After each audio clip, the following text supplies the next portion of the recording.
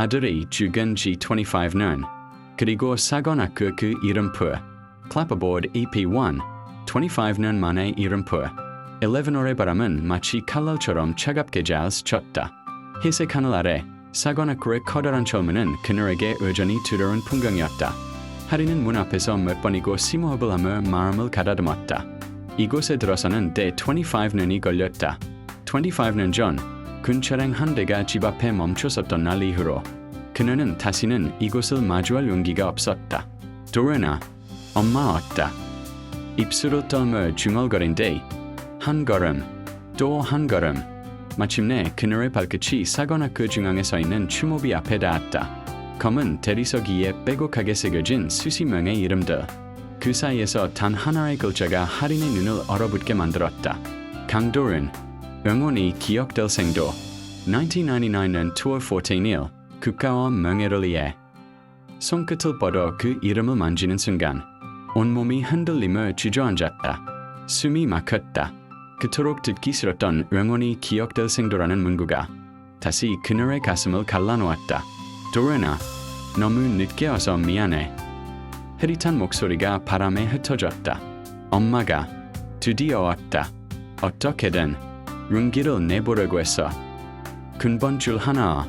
아들이 쳤돌 때 찍은 작은 사진 하나를 꺼내 추모비 아래 놓았다. 사진 속 아들은 밝게 웃고 있었다. 하지만 그 웃음 뒤에 기다리고 있던 운명을 그 누구도 예측할 수 없었다. 그때였다. 마치 공기의 흐름이 바뀐 것처럼 등 뒤에서 묵직한 시선이 느껴졌다. 하리는 천천히 고개를 돌렸다. 거기에는 검은 롱코트를 입고 엄숙한 분위기로 서 있는 한 남자가 있었다. 흰 머리가 희미하게 섞인 모습, 단단한 표정, 그리고 말하지 않아도 느껴지는 어떤 깊은 슬픔. 그는 잠시 추모비를 바라보다가 천천히 하린에게 다가왔다. 실례합니다. 낮고 깊게 울리는 목소리였다. 저는 강도른 생도를 알고 있었습니다. 그 한 문장에 하린의 손이 떨렸다. 도른이를 아셨다고. 그게 무슨 말씀이죠? 남자는 가슴 안쪽에서 작은 명함을 꺼내 건넸다. 성우 그룹 회장 장성우. 하린은 충격의 한순간 말을 잃었다. TV 속, 기사 속, 나라에서 가장 영향력 있는 재벌 중 한 사람. 그런 사람이 그리고 어떻게? 회장님께서 정말 제 아들을 아셨다고. 그의 눈빛은 흔들리지 않았지만 슬픔과 죄책감이 겹쳐진 기묘한 색을 띠고 있었다. 네. 그의 대답은 조용했지만 분명했다. 하지만 오늘 모든 이야기를 들을 수는 없습니다. 그럼 이에 오신 겁니까? 예 지금, 예 여기서, 예 저한테 이런 말을 하시는 거죠? 장성우는 추모비를 바라보다가 마치 25년 동안 묻어두었던 무언가가 무너져 내리듯 천천히 입을 열었다. 당신이 이곳에 다시 오기까지 25년을 기다렸습니다. 하리는 숨을 멈췄다. 무슨 말이에요? 예요. 회장은 짧은 침묵 끝에 마침내 진실의 단면을 꺼내놓았다. 아드님은 단정하고도 잔혹한 목소리가 이어졌다. 당신이 생각하던 방식으로 죽지 않았습니다. 시간이 멈춘 듯했다. 바람도, 소리도, 심장도 모두 꺼져버린 듯한 고요함 속에서 하리는 간신히 입을 떼었다. 무슨 뜻입니까? 사망 기록 중 일부는 회장은 손을 비틀며 마치 죄를 고백하는 죄수처럼 말했다. 조작되었습니다. 하린의 입술이 떨렸다. 그리고 그의 목소리는 갈라졌다. 그 조작을 지시한 사람은 저입니다. 그 순간 하린의 손에서 군번줄이 떨어져 대리석 위에서 차갑게 굴렀다. 그런 짓을. 하린의 절규에 회장은 눈을 감았다. 당신 아들은? 그는 떨리는 목소리로 계속했다. 제 아들의 목숨을 대신했습니다. 그 말은 칼끝보다 더 예리하게 25년간 봉인돼 있던 상처를 찢었다.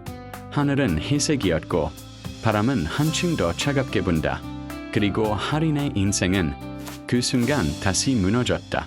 EP1은 이렇게 끝난다. 그러나 진실은 이제 겨우 문을 열기 시작하고 있었다. Clapperboard EP2. 사라진 기록. 사건 아크 본건의 거대한 시계탑에서 낮은 종소리가 울려 퍼졌다.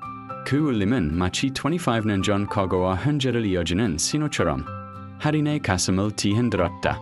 제 아들이 회장님의 아들을 대신해 죽었다는 거예요? 할인의 목소리는 믿지 못하는 절망으로 갈라졌다. 장성우 회장은 잠시 눈을 감았다. 25년 동안 자신을 잠식해온 죄책감이 피부 위로 스며 나오는 듯한 표정이었다. 그날 훈련장에서 사고가 났습니다. 그의 목소리는 낮고 깊고 무거웠다. 제 아들 윤호는 사관학교에서 최고를 달렸던 아이입니다. IQ도, 체력도, 사격도 모든 면에서 완벽했습니다. 하지만 그는 숨을 길게 몰아쉬었다. 성격적으로는 매우 위험했습니다. 할인의 눈이 흔들렸다. 위험하다는 단어가 이에 이토록 섬뜩하게 들리는지 알 수 없었다. 윤호가 규정을 어기고 허가되지 않은 실습을 진행했습니다. 회장은 입술을 깨물었다. 그걸 말리던 사람이 당신의 아들 강도른 생도였습니다. 말리던 도른, 책임감 많고 정의감 강하고 조용히 자기 몫을 해내던 아들. 그 아이가 남의 잘못을 막으려다 사고에 휘말렸다는 사실이 할인의 가슴을 다시 갈라놓았다. 그리고 회장의 목이 잠겼다. 그 자리에서 죽었다고 보고됐습니다. 할인의 얼굴이 하얗게 질렸다. 그러나 그녀는 이상함을 놓치지 않았다. 방금부터 계속 보고됐다고만 말씀하세요. 그녀는 떨리는 목소리로 물었다. 이에 확정적으로 죽었다고 말하지 않으시는 겁니까? 회장은 슬픈 눈으로 고개를 끄덕였다. 할인의 질문이 정확했다. 당시 윤호는 중상을 입었습니다. 그의 목소리는 마치 과거를 증언하는 대신 법정 앞에 선 듯 떨렸다. 저는 제 아이를 살릴 방법을 찾고 있었습니다. 할인의 손끝이 차갑게 떨렸다. 설마. 회장은 피할 수 없는 진실을 꺼냈다. 윤호를 살리기 위해 도른 생도의 장기 이식이 필요했습니다. 그 말은 단 한순간에 하늘과 땅을 갈라놓는 번개처럼 할인의 머릿속을 날카롭게 때렸다. 아니야, 아니라고 해요. 할인은 두 손으로 머리를 감싸며 주저앉았다. 내 아들, 내 도른이라. 회장은 고개를 세게 저었다. 아닙니다. 당신이 생각하는 그 일은 제가 시도했지만 이루어지지 않았습니다. 무슨 말씀이에요? 도른 생도는 이미 장기 이식이 불가능한 상태였습니다. 회장의 목소리는 고통으로 갈라져 있었다. 심장이 너무 약했고 장기 손상도 심했습니다. 그 말은 끔찍한 상상에 대한 최소한의 이안이었다. 그러나 이안이란 말은 이 상황에서는 전혀 어울리지 않았다. 하지만 이어진 문장은 그녀의 심장을 다시 찢어버렸다. 대신 저는 도른 생도를 살려달라고 명령했습니다. 할인의 눈이 커졌다. 살려달라고? 네. 회장은 힘겹게 고개를 끄덕였다. 그 아이는 아주 희미하게, 정말 희미하게 남아 숨이 남아 있었습니다. 그런데 군의관은 희생 불가라고 했습니다. 그때 회장의 손이 마치 25년 전의 지혜를 다시 짊어지듯 떨렸다. 그래서 저는 그 아이를 빼돌렸습니다. 할인은 차가운 숨을 들이켰다. 어디로? 이송했다면서요? 살아있다는 거죠? 말해요. 제발. 그러나 회장은 눈을 감고 고개를 숙였다. 25년 전 저는 당신의 아들을 군 비밀연구소로 이송시켰습니다. 바람이 멈춘 듯했다. 할인의 눈이 절망으로 번졌다. 그 연구소는 중상을 입은 군인들을 최신 기술로 치료하는 곳이었습니다. 그러나 그의 목소리는 점점 낮아졌다. 그 이후 모든 기록은 사라졌습니다. 할인은 추모비를 붙잡고 절규했다. 살아있는 거죠? 제 아들, 살아있을 수도 있는 거죠? 회장은 고개를 들지 못했다. 확인되지 않습니다. 그리고 마지막 칼날 같은 문장을 던졌다. 그 아이는 사라졌습니다. 사라졌다. 죽었다도 아니고 살았다도 아니고 그저 사라졌다. 그 둘 사이의 공기는 25년의 죄책감과 25년의 모성애가 뒤엉켜 숨조차 쉬기 어려웠다. 그리고 회장은 마지막 남은 진실을 조심스럽게 내뱉었다. 만약 그 아이가 살아있다면 지금 25세의 청년일 겁니다. 당신의 아들, 아니, 우리 둘의 인생을 바꿀 진실이 지금도 이 사관학교 어딘가에 남아있습니다. 그 말은 마치 새로운 문이 열리는 소리처럼 할인의 심장을 울렸다. 그리고 모든 것은 이제부터 시작이었다. Clapperboard EP3 25년의 그림자. 회장의 충격적인 고백이 끝난 뒤 방안은 숨조차 쉬기 힘들 만큼 무거운 침묵에 잠겼다. 할인은 손가락 끝까지 얼어붙은 듯 움직이지 못했다. 25년 동안 제 아들이 어디 있는지도 모르는 채로 기록까지 사라졌다고. 장성우 회장은 고개를 떨구며 대답했다. 나는 그 아이가 살아있기를 매일 기도해왔습니다. 하지만 내가 확인할 방법이 없었습니다. 그때 그 연구소는 폐쇄됐습니다. 에요. 할인의 목소리는 떨려 있었지만 그 안에는 분노와 두려움이 동시에 뒤섞여 있었다. 군 내부의 기밀 사업이었고 그 연구는 윤리적 문제로 여러 차례 제재를 받았어요. 결국 사고 몇 달 후 연구소는 온전히 문을 닫았습니다. 할인은 무언가 이상하다는 느낌을 지울 수 없었다. 그럼 제 아들은 어디로? 회장은 대답 대신 깊은 한숨을 내쉬었다. 그리고 천천히 마치 기억을 더듬듯 말을 꺼냈다. 하나, 단서가 있습니다. 할인의 눈길이 날카롭게 그를 향했다. 그날 밤 군의관이 남긴 마지막 메모입니다. 단 한 줄. 대상 안전 이송 완료. 그 문장뿐입니다. 어디로 이송됐다는 건데요? 장소는 지워져 있었습니다.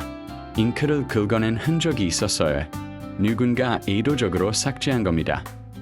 할인은 부들부들 떨며 말했다. 그럼 그 군의관은 그 사람을 찾아야죠. 회장의 표정이 굳어졌다. 그 군의관은 6년 전 사망했습니다. 순간 방안은 다시 고요해졌다. 할인은 머리를 감싸며 무너졌다. 사라진 연구소, 죽은 군의관, 지워진 기록. 도대체 누가 이런 짓을? 회장은 책상 서랍에서 오래된 봉투 하나를 꺼냈다. 오랜 세월이 묻어난 갈색 봉투. 모서리는 닳아있었고 봉인 부분엔 여러 번 떼다 붙인 듯한 흔적이 남아있었다. 이건 25년 전 연구소 폐쇄 직전에 내게 익명으로 도착한 자료입니다. 그는 봉투를 열어 안에 서류를 조심스레 꺼냈다. 거기에는 작은 금속 이름표 하나가 들어있었다. 25년 동안의 녹이 살짝 숨어 있었지만 글자는 여전히 선명했다. 301. 순간 할인의 시야가 무너지는 듯 흔들렸다. 이건 제 아들 이름표. 그녀는 그 이름표를 손에 쥐고 오열했다. 25년 동안 무덤조차 없는 아들의 흔적. 그 단 하나의 금속 조각이 그녀를 무너뜨렸다. 이걸 이제야 주시는 거예요? 할인은 울음을 삼키며 물었다. 회장은 망설임 끝에 말했다. 당신이 감당할 수 있을까? 두려웠습니다. 그리고 나 자신도 도망치고 싶었습니다. 그의 고백은 너무 늦었지만 진심이었다. 그러나 바로 그때 문 밖에서 발소리가 들렸다. 단단하고 질서있는 군인 특유의 발걸음. 문이 열리고 사관학교 교수인 김태혁 중령이 모습을 드러냈다. 그의 눈빛은 심상치 않았다. 회장님, 할인 씨, 방금 보고를 받았습니다. 301번 실종사건 관련 기밀 문서가 누군가에 의해 열람됐습니다. 회장과 할인은 동시에 고개를 들었다. 누가요? 확인 중입니다. 하지만 한 가지 더. 그는 잠시 숨을 고르더니 충격적인 말을 던졌다. 사관학교 기숙사 구역에서 정체를 알 수 없는 젊은 남성이 포착됐습니다. 네, 25세로 추정됩니다. 군 내부 데이터베이스에 얼굴이 없습니다. 완전한 미등록 인물입니다. 할인의 손에서 이름표가 떨어져 딸깍 소리를 냈다. 설마 제 아들? 회장은 굳은 표정으로 말했다. 가능성은 있습니다. 김중령은 조심스럽게 보완했다. 그 남성은 정문 CCTV에도 잡히지 않았습니다. 마치 사건 그 내부에 원래부터 있었던 것처럼 움직였습니다. 하리는 숨을 삼켰다. 그게 무슨 뜻이죠? 출입 기록 없이 안전구역을 자유롭게 이동했다는 건 내부 시스템에 특수 권한이 있다는 뜻입니다. 회장은 자리에서 일어났다. 그 권한은 연구소 출신들에게만 부여되던 겁니다. 순간 하린을 향해 회장이 말했다. 하린 씨, 그 남성 혹시 당신 아들 도른일 수도 있습니다. 하린의 눈에 눈물이 차올랐다. 25년 전 잃어버린 아이, 죽었다고 믿었던 아이, 어딘가에서 살아왔을지 모를 존재. 하지만 그 감동이 온전히 자리 잡기도 전에 김중령이 마지막 한 문장을 덧붙였다. 다만 문제가 있습니다. 그 남성이 사관학교 학생 한 명을 공격했습니다. 방 안의 공기가 얼어붙었다. 하린은 떨리는 목소리로 속삭였다. 그런 일을. 김중령은 대답하기 어려운 듯 입술을 깨물었다. 그 학생이 강도른 301이라는 이름을 언급했기 때문입니다. 하린의 심장은 멈춘 듯했다. 그 순간 회장의 눈빛이 날카롭게 변했다. 추적을 시작하겠습니다. 하지만 하린 씨, 진실은 당신이 생각하는 것보다 훨씬 복잡할 수 있습니다. 하린은 이름표를 쥐고 고개를 들었다. 아무리 위험해도 저는 제 아들을 찾을 겁니다. 그리고 그 말이 끝나는 순간 사관학교 전체에 경보 사이렌이 울려 퍼졌다. Clapperboard EP4 사관학교의 그림자. 사관학교의 오래된 기록 보관실은 으스스한 정막으로 가득했다. 낮인데도 햇빛이 잘 들어오지 않아 복도엔 오래된 종이 냄새와 차가운 공기만 맴돌았다. 하린은 회장과 함께 그곳으로 들어섰다. 문이 닫히는 소리조차 비명처럼 울렸다. 여기에 도른이 기록이 있다고. 하린의 목소리는 떨리고 있었다. 회장은 고개를 끄덕이면서도 불안해했다. 정확히 말하면 삭제된 기록에 흔적이 있을 겁니다. 둘은 군기가 요원 한 명의 안내를 받으며 깊숙한 층으로 내려갔다. 요원의 표정은 굳어 있었다. 정말 이걸 열람하셔야 합니까? 반드시요, 회장이 단호히 말했다. 이건 제 죄를 밝히는 첫 단계니까. 요원은 비밀번호를 입력하고 지문, 홍채 인증을 거친 뒤 잠긴 문을 열었다. 안에는 두꺼운 문서철, 낡은 전산기기, 오래된 테이프들이 층층이 쌓여 있었다. 하린의 눈은 단번에 한 곳에 꽂혔다. 강도른 훈련사고 기록. 그 제목이 흐릿하게 적혀 있었기 때문이다. 그녀는 손을 떨며 문서철을 열었다. 그 안에는 익숙한 글자가 있었다. 사고 시각 1999년 2월 14일 14:32 사고 원인 훈련 규정 위반에 따른 중대 예상 생사 판정 사망 전신 상태 회복 불가. 그런데 하린은 순간 눈을 의심했다. 파일의 마지막 줄에 붉은 글씨가 적혀 있었다. 이송 대상 친특급 보호구역 담당자 현장 근위건 K 목적 보안 인력 확보 및 생존 가능성 테스트 보안 인력 테스트. 하린은 종이를 쥔 손을 떨었다. 회장은 고개를 숙였다. 이곳에서 일어난 일이 병행 규정을 넘어선 비밀 프로젝트였다는 의미입니다. 요원은 말을 잇지 못했다. 그러다가 조심스레 입을 열었다. 그 당시 K 은혜건은 이미 파면된 지 오래입니다. 그 이후 행방도 알려지지 않았습니다. 하린은 더는 참을 수 없었다. 도른이가 살아있었다는 말이잖아요. 죽었다고 기록된 건 2장이었다는 뜻이고. 회장은 고통스럽게 눈을 감았다. 확실한 건 아직 없습니다. 하지만 당신 말씀대로일 가능성이 큽니다. 둘은 문서철 아래쪽에서 이상한 파일을 발견했다. 강 25 이름도 생도 번호도 없이 단순히 숫자 25만 적힌 파일. 요원이 불안한 표정으로 설명했다. 25는 프로젝트 코드입니다. 전신 반응구적 치료가 가능한 큰 비밀 프로젝트의 대상으로 지정된 아이들이 이 번호를 받았습니다. 하린은 더는 파일을 읽을 수 없었다. 눈물이 시야를 가렸다. 도른이가 그 대상이었다는 거죠? 요원은 말없이 고개를 끄덕였다. 문서 내부에는 이런 문장이 쓰여 있었다. 대상 25. 나리 추정 0-1세 신분 보호 대상 상태 극도의 신체 손상 회복 불가 판정 조치 강제 생존 프로그램 배속 할인은 얼어붙었다 0-1세 그게 무슨 뜻이에요? 도른이는 성인이었죠. 유론과 회장은 서로를 바라보며 숨을 삼켰다. 그리고 회장이 낮게 말했다. 저도 이 검색 기록을 보고 알았습니다. 25년 전 사고는 두 아이와 관련됐습니다. 할인의 손이 뚝 떨어졌다. 두 아이. 회장은 말을 이어갔다. 당신 아들 도른 생도가 숨이 끊어지기 직전이었을 때 현장에는 또 다른 한 아이가 있었습니다. 할인은 머릿속이 텅 비어갔다. 누구? 유로는 문서를 넘겼다. 그 안에는 이름이 지워진 신생아의 기록이 있었다. 성별, 남, 보호자, 미상, 발견 장소, 훈련장 인근 컨테이너, 추정 나이, 생후 1-3일, 신분, 비등록 아기, 상태, 저체온, 호흡 미약, 처리, 25로 분류. 할인은 문서 뒷면에서 눈을 떼지 못했다. 아기? 훈련장에 아기가 있었다고. 유로는 침묵했다. 회장은 떨리는 목소리로 설명했다. 그날 사고는 단순 훈련 사고가 아니었습니다. 훈련장에 버려진 아기가 있었고 도른 생도는 그 아이를 보호하려다 휘말린 겁니다.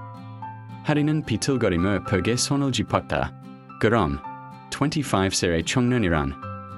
회장은 조용히 말했다. 25년 전 훈련장에서 발견된 그 아기입니다. 그리고 그 아이의 신분을 조작한 사람은 그는 문서를 가리켰다. 이름이 지워져 있었지만 마지막에 남아있는 서명은 선명했다. 할인은 피가 거꾸로 솟는 듯한 느낌이었다. 회장님, 당신이 그 아이를 숨긴 거예요. 회장의 눈에 깊은 죄책감이 비쳤다. 저는 제 아들 윤호가 숨이 멎어가던 순간 다른 선택을 할 수 없었습니다. 그리고 그는 천천히 고백했다. 내 아들을 대신해 살아난 아이가 있다면 그 아이는 지금 25세 청년이 되어 내 인생을 끌어당기고 있는 진실 그 자체입니다. 할인은 숨을 토했다. 그러면 도른이는 내 아들 도른이는 진짜로 죽은 겁니까? 회장은 대답하지 못했다. 그 순간 기록 보관실 천장 스피커에서 갑자기 경고음이 울렸다. 베이. 유론이 놀라 외쳤다. 누군가 이 기록에 접근하고 있습니다. 실시간으로 삭제 신호가 들어옵니다. 할인과 회장은 동시에 문서초를 붙잡았다. 안 돼. 그러나 이미 늦었다. 전산 화면이 꺼지기 직전 단 하나의 문구만 남았다. 25는 살아있다. 그리고 방 안에 불이 꺼졌다. 할인의 심장에서 다시 한번 믿을 수 없는 진실이 뛰기 시작했다. Clapperboard EP5 25는 살아있다. 경고음이 멎자 기록 보관실의 불이 완전히 꺼졌다. 전산기는 하나둘씩 전원이 끊기며 붉은 불빛만 껌뻑거렸다. 마치 누군가 고의로 시스템을 차단하는 듯한 느낌이었다. 비상전력으로 전환합니다. 유론이 다급하게 외쳤지만 회장과 할인은 그 말조차 들리지 않았다. 25는 살아있다. 그 한 문장이 둘의 머릿속을 번개처럼 가르고 있었기 때문이다. 할인은 가슴을 움켜쥐고 숨을 몰아쉬었다. 살아있다면 그 아이는, 그럼 도른이는? 회장은 사색이 된 얼굴로 모니터를 바라봤다. 이건 누군가 지금 이 순간 25번의 존재를 지우려고 한다는 의미입니다. 불빛이 희미하게 돌아오며 전산기 몇 대가 다시 켜졌다. 그러자 화면에 정체를 알 수 없는 익명 발신 메시지가 떴다.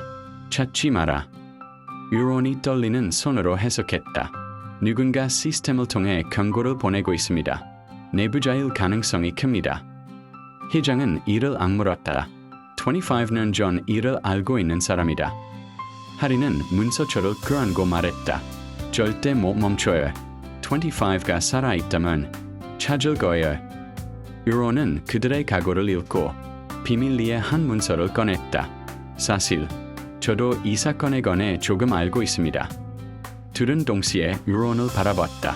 25번 대상자는 사건 아크에서 사라진 뒤 3년 후 어떤 시설에서 발견됐다는 기록이 남아 있었습니다. 하린의 숨이 멎었다. 어디죠? 그 아이가 있었던 곳이? 유로는 잠시 망설이다 말했다. 초기군 첨단치료 연구소입니다. 당시에는 존재로 비밀이었던 J14 특수시설에서 아이의 생체 반응을 관찰했다는 보고가 있습니다. 회장은 고개를 떨궜다. 그곳을 나는 안다. 내 아들을 살리기 위해 모든 가능성을 뒤졌을 때 단 한 번 언급된 적이 있는 장소다. 유론이 묻듯 말했다. 그렇다면 회장님께서 25번을 그곳으로 옮긴 겁니까? 회장은 천천히 고개를 끄덕였다. 그 시기엔 아무것도 정상적으로 판단할 수 없었다. 윤호의 생명을 살릴 수 있다면 무슨 짓이라도 해야 한다고 생각했다. 하린은 회장을 노려보며 말했다. 그래서 아무 죄도 없는 아기를 연구소에 보냈다고? 회장은 눈을 감고 말했다. 그 아이는 그냥 버려진 신생아가 아니었다. 하린의 눈이 커졌다. 무슨 뜻이죠? 회장은 문서 중 하나를 가리켰다. 보호자, 미상, 발견 장소, 훈련장 인근 컨테이너. 그 아이는 버려진 게 아니라 감춰진 아이였습니다. 유론이 조심스레 말했다. 당시 군 기록에 따르면 그날 현장에서 누군가 아기를 들고 도망치려 했다는 비공식 보고도 남아 있습니다. 하린은 충격에 빠졌다. 도레니가 그 아기를 보호하려 했던 건가요? 그럴 가능성이 큽니다. 회장은 낮게 말했다. 그때 전산 검색 페이지에 다시 익명 메시지가 나타났다. 25는 찾을 수 없다. 다른 이름으로 살고 있다. 하린은 정신이 아득해졌다. 다른 이름. 회장은 즉시 명령했다. 25번과 연관된 모든 데이터에 현재 국가등록 정보와 연결해. 유로는 손을 떨며 검색을 시작했다. 수백 개의 파일이 모니터에 빠르게 지나갔다. 그리고 마침내 한 줄이 파란색으로 떠올랐다. 매칭 결과 원건, 현 신분, 민간인, 나이 25세, 이치, 사관학교 훈련지원관. 하린의 입이 벌어졌다. 사관학교? 지금 이곳에 있다고? 유론이 속삭였다. 25번 대상자는 지금 이 학교에서 일하고 있습니다. 회장은 경악했다. 말도 안 돼. 어떻게? 유론이 이름을 읽어내려갔다. 이름, 강, 윤성. 하린의 심장이 미친 듯 뛰었다. 강, 윤성. 성씨가 애강. 회장은 두 눈을 크게 떴다. 설마 그 아이에게 도른의 성을. 유론은 말을 이었다. 기록에 따르면 25번은 회복 후 군 보호 프로그램을 통해 한 가족에게 이탁 조치됐습니다. 하린은 숨을 삼켰다. 어떤 가족이요? 유론이 말했다. 전 사관학교 그건 강철을. 하린은 비틀거리며 뒤로 물러났다. 강철을. 그 사람은 내 남편이었다. 회장은 숨을 멈췄다. 그 말은 25번 아이가. 하린의 눈에서 눈물이 폭발했다. 25번 아이는 나와 남편이 키운 그 아이였어요. 우리 집에 들어온 고아 윤성. 회장이 얼어붙었다. 그렇다면 지금 25세의 강윤성은. 하린의 눈물이 떨어졌다. 도른이가 목숨 걸고 지켜낸 그 아기입니다. 그리고 나에게는 두 번째 아들이었어요. 그 순간 기록 보관실 스피커에서 또 다른 메시지가 울렸다. 그 아이는 당신 아들을 죽인 범인의 아들이다. 정적 공기가 멎었다. 회장이 숨을 몰아쉬었다. 범인? 그 아기를 버린 사람이 누구였습니까? 메시지는 이어졌다. 25년 전 그 아기를 훈련장에 버린 사람 강철을. 하린의 다리가 풀렸다. 그게 말이 된다고? 철우가? 내 남편이? 회장의 얼굴은 피가 빠져나간 듯 창백해졌다. 그렇다면 25번을 숨긴 것도, CCTV를 조작한 것도, 도른의 기록을 지운 것도. 메시지가 마지막으로 떠올랐다. 사건의 진짜 주범은 25년 전부터 당신 곁에 있었다. 불이 꺼졌다. 모든 시스템이 차단되었다. 그리고 절망과 공포가 뒤섞인 침묵 속에서 할인의 세계는 무너져 내렸다. Clapperboard EP6. 숨겨진 아버지의 지혜. 기록 보관실에 불이 꺼졌지만 방 안에는 여전히 차가운 충격만이 남아있었다. 25년 전 사건의 진짜 주범은 당신 곁에 있었다. 그 음성처럼 울리던 문장. 할인은 그 자리에 무너져 앉아 손으로 귀를 막았다. 말도 안 돼. 철우가 그 아이를 버린 사람이라고. 회장 장성은은 아무 말도 하지 못했다. 25년 동안 숨겨진 기록들이 하나 둘 실체를 드러내고 있었기 때문이다. 유론이 진땀을 흘리며 말문을 열었다. 두 분, 방금 들은 메시지는 시스템 내부에서 전송된 겁니다. 일부가 아니라 사관학교 내부 누군가입니다. 회장은 즉시 명령했다. 발신자 추적해. 유론들은 분주하게 키보드를 두드렸으나 모든 IP는 정교하게 가려져 있었다. 그러나 단 하나의 흔적만이 남아있었다. 사용자 권한, 존. 사관학교 그건급. 할인이 눈을 치켜뜨며 일어섰다. 존 사관학교 그건. 철우예요. 유론은 고개를 끄덕였다. 확률적으로 맞습니다. 1. 암편, 강철우의 흔적. 철우는 5년 전 내추럴로 세상을 떠났다. 할인은 떨리는 목소리로 말했다. 그가 그런 메시지를. 회장은 조심스럽게 말했다. 그 사람이 살아있을 가능성은? 없어요. 할인은 단호하게 말했다. 장례식도 제가 치렀어요. 유론은 화면에 새로운 보고서를 띄웠다. 강철우 사관학교 퇴직 사유. 기밀기록 무단 열람 및 보관 의심. 할인은 숨을 멈췄다. 철우가 기밀 기록을 열람했다고. 유론은 문서를 넘기며 말했다. 사고 이후 강철우 씨는 기록을 스스로 수집하고 몇 년 동안 사관학교 주변 CCTV, 훈련장 자료를 개인 서버로 옮겼다는 정황이 있습니다. 회장은 고개를 세차게 저었다.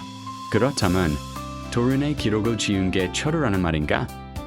할인은 믿을 수 없다는 듯 소리쳤다. 그럴 리가 없어요. 철우는 누구보다 도른이를 사랑했어요. 자기 아들을 해칠 이유가 없어요. 그 순간 유론이 말을 멈출 수밖에 없었다. 그렇다면 도른이가 그의 친아들이 아니었다면 어떻습니까? 할인의 눈동자가 흔들렸다. 무슨 소리를 하는 거죠? 유론은 한 장의 오래된 서류를 보여주었다. 부성 확인 검사 미실 씨, 강철우 씨는 도른 생도의 출생 전후 병원 기록을 몇 차례 열람했었고 출산 당시 기록을 조작한 정황도 있습니다. 할인은 온몸에서 힘이 빠져나갔다. 그럼 철우는 알고 있었단 말인가요? 도른이 자신의 친아들이 아니라는 걸. 회장은 그 사실을 이해한 순간 자리에 앉아버렸다. 그래서 훈련장에서 그날 도른을 보호하는 대신 버린 아기 쪽에 개입했을 가능성이 있습니다. 할인은 울음소리를 삼키며 말했다. 그런 사람 아니에요. 철우는 그런 사람이. 유론은 추가 파일을 열었다. 문서 상단에는 선명한 글씨가 적혀 있었다. 강철우 비밀조사 노트. 할인은 손으로 입을 막았다. 그게 뭐죠? 유론은 조용히 읽어 내려갔다. 2. 암편의 비밀 노트. 노트 첫 장에는 강철우에 떨린 글씨가 적혀 있었다. 그 아이는 내 아들이 아니다. 할인은 숨이 끊기는 듯한 고통을 느꼈다. 아니야. 아니라고. 그는 그런 말 할 사람이 아니야. 회장은 조용히 다른 페이지를 읽었다. 나는 알고 있었다. 도른의 출산 당시 병동에서 다른 아이가 교체됐다는 것을. 유론은 말없이 문서를 넘겼다. 나는 진짜 내 아들을 찾아야 했다. 그리고 발견했다. 훈련장에서 벌어진 무명아기. 그 아이야말로 내 피였다. 할인은 충격과 절망으로 고개를 저었다. 그건 조작일 거예요. 그가 그런 일을. 회장은 천천히 말했다. 할인 씨, 철우 씨가 도른을 훈련장으로 보낸 이유 생각해 본 적 있습니까? 하린은 숨이 막혀 말을 잇지 못했다. 3. 인차 사건의 날. 유로는 그날의 비공식 보고서를 얻었다. 1999년 2월 14일 논란이 된 실습 강행은 강철우 그건의 지시로 시작되었음. 하린은 손을 부들부들 떨며 읽었다. 철우가 회장은 결론을 내렸다.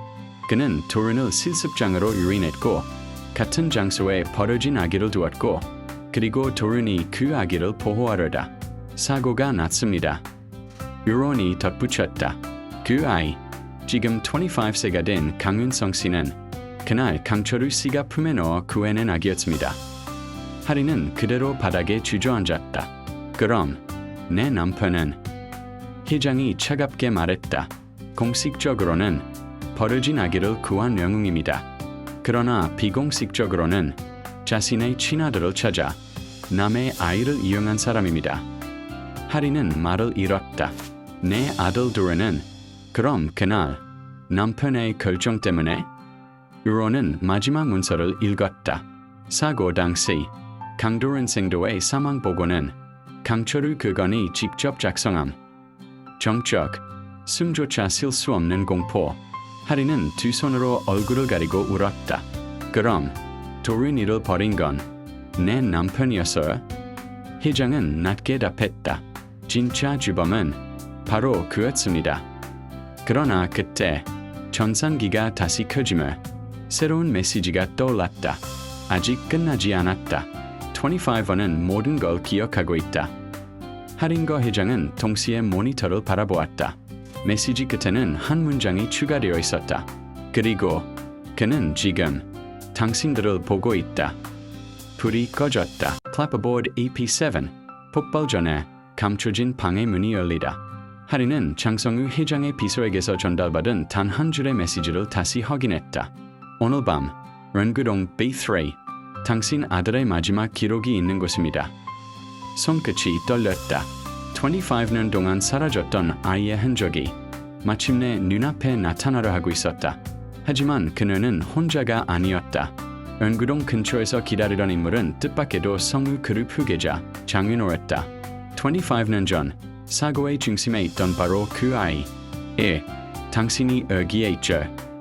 하린의 목소리는 차갑게 가라앉았다. 윤호는 어둠 속에서 고개를 들었다. 저도 끝내야 할 일이 있어서요.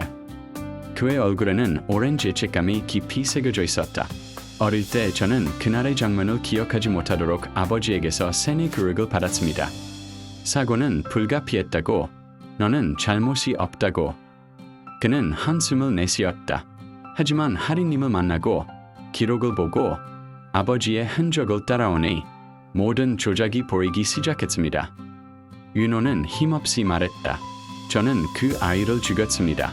직접 손으로 죽이지 않았어도 제 무모함 때문에 죽게 만든 겁니다. 하린은 차갑게 응시했다. 이 거대한 재벌가의 후계자가 이렇게 무너지다니. 25년이라는 시간이 만든 죄책감은 그의 몸에서도 숨에서도 드러나고 있었다. 저는 여기서 하린님을 도울 겁니다. 윤호가 말했다. 당신이? 하린은 믿지 못했다. 진실을 밝히지 않으면 아버지는 지금도 저를 위해 사람들을 죽일 테니까요. 바람이 스산하게 흔들리는 밤, 두 사람은 은구동 깊숙한 곳으로 걸어 들어갔다. 잠긴 문, 그리고 금지된 기록. 문 앞에는 B3, 접근 불가라고 적혀 있었다. 주변에는 감시 카메라 4대와 보안 센서가 있었다. 하지만 윤호는 주저하지 않았다. 그는 자신의 신분카드를 보안기기에 가져다 댔다. B8 접근 권한 없음. 역시 아버지가 막아놓았군요. 윤호는 낮은 목소리로 말했다. 하린은 주위를 살폈다. 지하에서부터 올라오는 기계음, 감시의 눈처럼 깜빡이는 조명. 25년 전 이 시설이 어떤 목적으로 운영되는지 그녀는 이제야 감을 잡기 시작했다. 그때였다. 뒤에서 발걸음 소리가 들려왔다. 하린은 놀라 돌아섰고 어둠 속에서 한 여성이 모습을 드러냈다. 비서, 아니, 이제는 정체를 숨기지 않은 얼굴이었다. 여기까지 오셨네요. 그녀는 조용히 말했다. 당신은 누구죠? 하린이 물었다. 저는 이 시설의 최종 관리자입니다. 25년 동안 그 아이를 지켜온 사람. 그 말에 하리는 숨이 멎었다. 지켜왔다고? 그럼 살아있다는 거죠? 제 아들이. 여성의 눈빛은 복잡했다. 기쁨, 두려움, 책임감이 뒤섞인 표정. 살아있었습니다. 그녀가 말했다. 그 아이는 오래전 일반인들이 이해할 수 없는 프로젝트의 핵심이 되었죠. 하리는 한 걸음 앞으로 나아갔다. 어디에 있어요? 제 아들. 지금 어디 있습니까? 여성은 그녀를 똑바로 바라보았다. 그리고 25년간 감춰온 문이 마침내 열렸다. 감춰진 방. 문이 열리며 차갑고 오래된 공기가 밖으로 흘러나왔다. 하리는 숨을 삼키며 안으로 들어섰다. 방 안은 놀랍도록 깨끗했고 모든 기기들이 여전히 작동되고 있었다. 그러나 방의 한가운데 유리 캡슐 하나가 놓여 있었다. 캡슐은 비어 있었다. 여기, 이게 뭐죠? 하린이 떨리는 목소리로 물었다. 관리자는 말했다. 25년 동안 그 아이는 여기 있었습니다. 하지만 지금은 비어 있잖아요. 어디 갔어? 하린이 예쳤다. 관리자는 고개를 떨구었다. 실종됐습니다. 뭐라고? 관리자는 기록을 보여주었다. 이송 보고서, 날짜, 2주 전, 수신자, 장성우 회장, 프로젝트 대상, 이동 완료. 하린의 손이 덜덜 떨렸다. 장성우 회장이 데리고 갔다고. 네, 그리고 지금 그 아이가 어디에 있는지 아무도 모릅니다.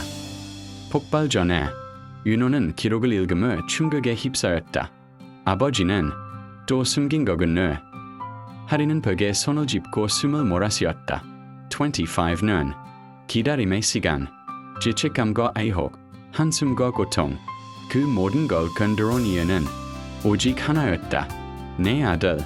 살아 있었다면 지금 어딘가에 혼자 있을 텐데. 관리자는 마지막으로 말했다. 그 아이를 찾으려면 당신은 지금부터 저기 뛰어야 합니다. 관리자가 말했다. 성우 그룹 전체가 당신을 막으려 들 겁니다. 그 아이는 이제 이 나라에서 가장 위험한 비밀이니까요. 방 안의 작은 모니터에서 보안 경보가 울렸다. 경고. B3 구역 침입 감지. 보안팀 90초 후 도착. 윤호가 하린의 손을 잡았다. 지금 나가야 합니다. 하린은 마지막으로 비어있는 캡슐을 바라보았다. 여기, 이 차가운 공간에서 그녀의 아들은 이롭게 잠들어 있었다. 그리고 지금은 사라졌다. EP7은 이렇게 끝난다. 아들은 살아 있었다. 그런데 2주 전 또다시 사라졌다. 이제 싸움은 시설로 넘어 재벌가의 심장부로 향한다. 클래퍼보드 EP8. 석방된 리암, 그리고 재벌가의 심장에 던져진 폭탄. 은구동 B3에서 탈출한 뒤 하리는 밤 공기를 깊게 들이마셨다. 손끝은 아직도 떨렸고 머릿속은 지난 25년간 감춰진 모든 질문으로 가득했다. 관리자가 남긴 마지막 메시지가 머릿속을 맴돌았다. 그 아이는 이제 이 나라에서 가장 위험한 비밀입니다. 그 아이, 25년 전 사라진 소년, 유리 캡슐 속에서 잠들어 있던 청년, 그리고 2주 전 다시 사라진 존재. 그 이름은 리암이었다. 바뀐 이름, 가려진 기록, 지워진 존재. 모든 조작은 단 한 사람을 보호하기 위해 이루어졌다. 장성우. 1. 어둠 속에서 깨어난 청년. 서울 일각의 한 비밀병동. 침대에 누워있던 청년이 천천히 눈을 떴다. 몸에는 수많은 의료 장비가 연결되어 있었지만 눈빛만큼은 선명했다. 여기가 어디죠? 25세의 몸, 기억은 18세에서 멈춘 채. 그리고 그의 이름은 단 하나, 리암. 문이 열리며 장성우 회장이 들어왔다.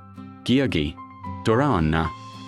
리암은 회장의 얼굴을 낯설게 바라보았다. 당신은 누구죠? 회장은 표정을 애써 감추며 말했다. 넌 나에게 필요한 아이다. 리암의 눈빛에는 불신이 가득했다. 사랑해야 할 가족도 아닌 소울과 공포가 섞인 눈빛.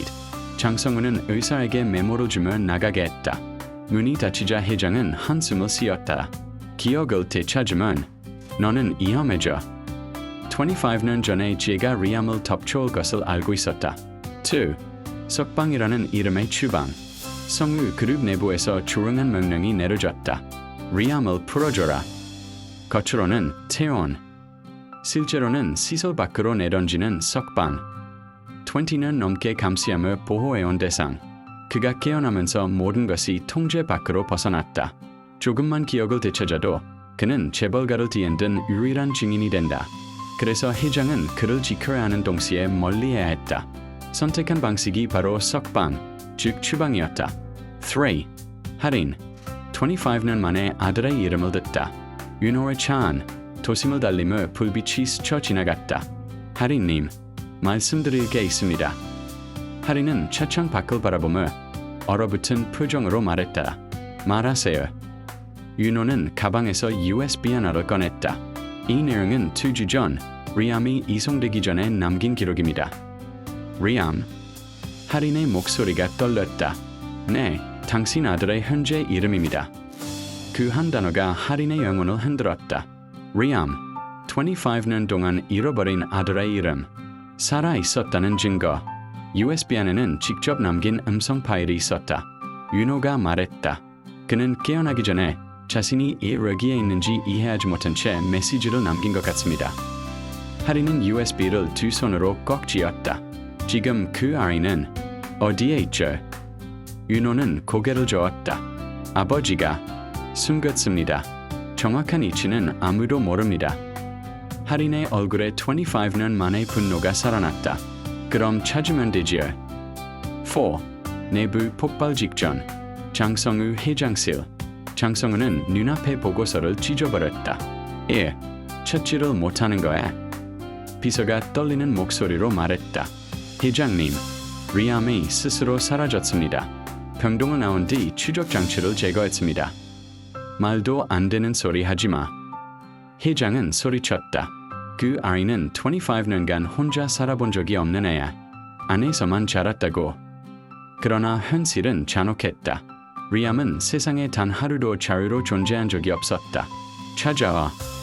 장성우는 이를 악물었다. 그 아이가 내가 25년간 쌓아올린 모든 것을 무너뜨리기 전에 만약 리암이 자신의 진짜 정체를 깨닫는다면 성우 그룹은 끝장난다. 5. 사건 학교에서 재해한 두 운명. 밤이 깊어갈 무렵 할인은 다시 사건 학교로 돌아왔다. 25년 전 아들을 잃은 그곳. 이번에는 다른 사람이 앞에 서 있었다. 할인님. 윤호가 나타났다. 실은 리암이 마지막으로 사라지기 전에 여기에 왔다는 보고가 있습니다. 할인은 숨을 멈췄다. 여기에. 윤호는 벽을 가리켰다. 추모베이. 아마도 기억의 파편 때문일 겁니다. 할인의 눈빛이 흔들렸다. 도른이라는 이름이 새겨진 그 자리. 작은 희망이 그녀의 마음 깊숙이 퍼져나갔다. 그 아이는 나를 찾고 있었던 거야. 윤호는 조용히 고개를 끄덕였다. 엄마를 찾아온 겁니다. 그 한 문장이 할인의 마음을 무너뜨렸다. 도른아, 제발, 어디에 있니? 6. 폭풍의 서막. 할인이 추모비 앞에서 아들의 이름을 쓰다듬을 때 멀리서 누군가 그녀를 지켜보고 있었다. 흰 셔츠, 검은 코트, 희미하게 떨리는 숨. 낯설지만 익숙한 눈동자. 25년 동안 세상과 떨어져 살아온 청년이 조용히 그녀를 부르고 있었다. 엄마. 그 순간 총성이 울렸다. EP8 Hood. 리암의 존재가 밝혀지고 재벌가를 뒤흔들 폭풍의 서막이 시작되었다. Clapperboard EP9. 어림자 속의 진실. 리암의 기한. 리암은 서울 일각의 어둡고 벌어진 창고에 몸을 숨기고 있었다. 25년 동안 감시 속에서 자란 몸과 정신은 세상 밖 공기에 적응하지 못했지만 본능적으로 자유를 느꼈다. 여기가 세상. 낯선 불빛과 소음, 사람들의 발걸음 소리가 그의 긴장을 깨웠다. 손에 쥔 작은 USB 하나가 그의 마음을 사로잡았다. 그 안에는 할인이 남긴 단 한 줄 메시지, 그리고 사건 학교 추모비에서의 기억이 담겨 있었다. 엄마, 내가 찾아야 해. 리암의 목소리는 25년의 침묵을 깨고 세상으로 나오라는 명령 같았다. 1. 그림자 속 움직임. 한편, 성우 그룹 본사. 장성우 회장은 리암의 실종 소식을 들은 순간 얼굴이 굳었다. 찾아라. 어디에 있든. 비서들은 떨며 명령을 수행했지만 리암은 이미 감시망을 벗어난 상태였다. 하리는 사건 학교에서 USB를 확인하며 리암의 흔적을 찾기 시작했다. 엄마가 널 찾을 거야. 기다려, 도르나. 그 한마디가 하린과 리암을 이어주는 유일한 끈이었다. 2. 첫 재해의 전조. 리암은 밤거리를 조심스럽게 이동하며 옛 기억 속 장소를 떠올렸다. 사건 학교 정문, 추모비, 그리고 과거 자신을 지켜보던 장성우 회장의 눈빛. 그 모든 것이 지금의 자신과 연결되어 있었다. 그 순간 뒤에서 낮은 목소리가 들렸다. 리암, 맞지? 리암은 몸을 돌렸지만 그림자 속에서 사람의 모습은 보이지 않았다. 누구죠? 걱정 마, 널 해치지 않아. 윤호였다. 25년 전 사고의 중심에 있었던 또 다른 청년. 당신이 여기서에. 윤호는 잠시 숨을 고르고 말했다. 너를 보호해야 해서. 하지만 이제 진실을 밝혀야 할 때야. 리암은 혼란스러웠지만 마음 한켠에서 믿음이 생겼다. 진실, 그게 뭐죠? 윤호는 USB를 건넸다. 이 안에 너의 과거와 우리 모두가 알지 못했던 비밀이 있어. 3. 숨겨진 프로젝트의 실체. USB 속 파일을 열자 수많은 문서와 영상이 나타났다. 프로젝트 응원의 기억. 리암은 화면 속 자신의 어린 모습을 보며 25년 전의 감각과 감정을 되살렸다. 영상 속 장성우 회장은 말했다. 리암, 내가 살아야 하는 이유는 단 하나다.